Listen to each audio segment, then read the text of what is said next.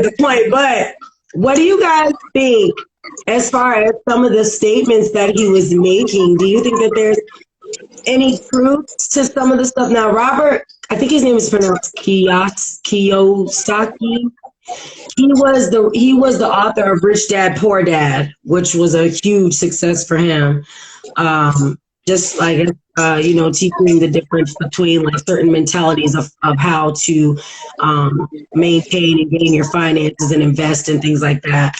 But as far as what he was saying about like the oil and how Biden cut us from the pipelines and the whole thing about how fertilizer is becoming more expensive, and that's why a lot of people are not really being able to grow crops, and how there's a possible food shortage because of the soil and all of these things. Do you think that the pandemic kind of led us into this economical shift? Mind you, we've always like every certain amount of years, there's always been like a recession or a setback. So it's not like this is the first time, if a recession does happen, that it's happened because of economical changes or economical shifts or economical drops. And I don't know if you guys like just pay attention with like, I guess, people working just a regular average 9 to 5. It seems like a lot of people aren't even trying to work regular jobs anymore. They're either trying to work like trading on the internet, or a lot of people, when the pandemic happened, they lost their jobs. And then, the government was giving out all that money. So they had to make ends meet. And I think a lot of people just like got into that mentality of wanting to work for themselves, which also changed in an economical shift way where now you're not working for somebody else. You're starting to build and work for yourself. Now these companies are upping up their offers to get people to come in and work. I mean, what do you guys think about everything that's changing? Do you think it's just a normal thing that kind of reoccurs every certain amount of years? Especially in the U.S. I do agree that like the pandemic had something to do with that, as far as like people not wanting to like go back to a regular 8 to 5 job, especially after having like those government or like pandemic proof check, because it's like, you want me to come back to work and work an 8 to 5 job, which is like yearly, let's just say $35,000, $40,000 a year. But like if we would have like with those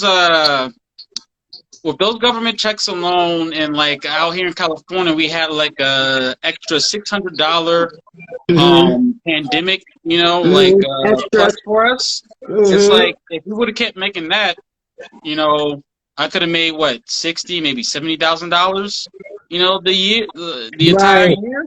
Right. So it's kind of like, a lot of people, what they decided to do is like started either creating their own business, right, or using the money that they got and started investing into things like podcasting, right, like businesses outside of working a 9 to 5 job.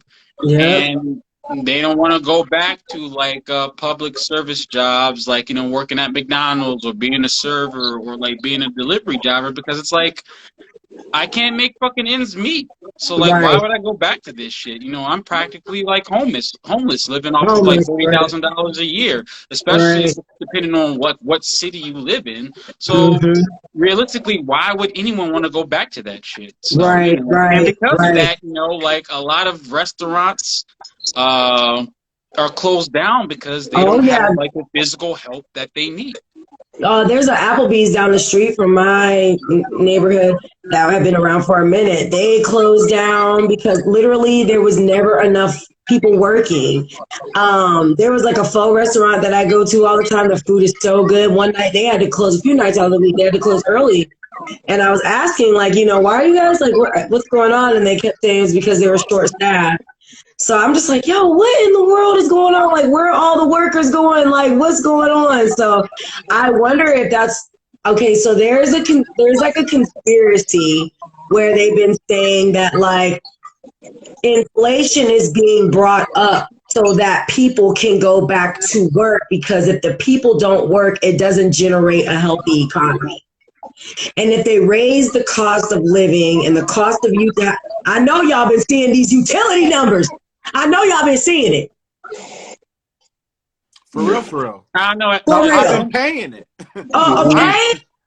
I've been I be like, no, I need a payment plan. I don't got that.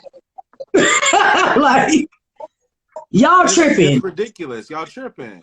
It's tripping. I don't see how like mathematically, I don't see how the fuck that's going to work. Like, so you decide to raise the prices as far as like, you know, utilities and rent and whatnot, but you still decide to keep like minimum wage, you know, at the bare minimum. That doesn't go up at all.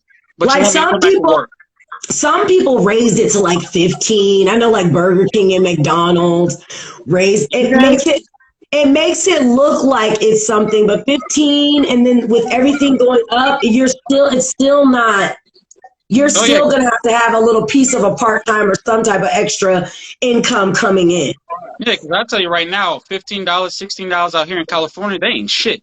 Oh, I already know. It ain't shit in Virginia. Shit, niggas is still got to work a piece of a job or have a roommate and all that other shit. Yeah, you have to have like either extra job. You either have to, then you have to have like either sugar daddy or sugar mama.